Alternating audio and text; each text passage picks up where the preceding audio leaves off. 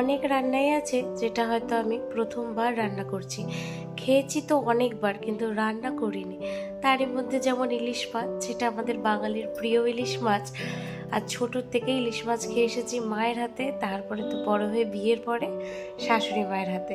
আসলে এমন এমন জায়গাতেই ছিলাম যেখানে ইলিশ মাছ পাওয়া যাওয়াটাই একটা বিরাট ব্যাপার ছিল, বলতে পারো পাওয়াই যেত না। সেই কখনো হয়তো বাড়িতে যেতাম বা শ্বশুর বাড়িতে আসলে তখনই খাওয়া হতো। তো এখানে এই যে দিল্লিতে আসার পরে শ্বশুরমশাই ইলিশ মাছ নিয়ে এসেছে, আর সেটাই কিন্তু রান্না করছি। আর নিজের হাতে প্রথমবার ইলিশ মাছ ভেজে আমি রান্না করছি। মানে পুরো ব্যাপারটাই আমার কাছে কিন্তু একেবারেই নতুনত্ব। যেহেতু অতটা আমি এইসব মাছ ভাজাভাজি খুব একটা ভালো করতে পারি না, কিন্তু তবু আমি জানি ইলিশ মাছ খুব একটা ভাজতে নেই, তাই হালকা করে ভেজে আমি কিন্তু আজকে এই মাছটা বানাচ্ছি। খেতে কিন্তু খুব ভালো হয়েছিল।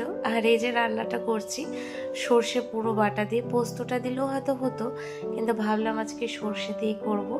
আর 3-4টে কাঁচা লঙ্কা দিয়েছি যেন খুব ঝাল হয়। যেহেতু বলেছি মানে এর আগের ভিডিওতে যে আমার খুব ঠান্ডা লেগেছে, তাই এখনও কিন্তু সে শরীরটা ঠিক হয়নি। তার জন্য ভাবলাম যে একটু ঝাল করে ইলিশ মাছ আর ভাত, আর কিছুই না। তো একটা ছোট্ট মিনি ব্লগ তোমাদের সাথে শেয়ার করলাম। ভালো থেকো, আবার দেখা হবে।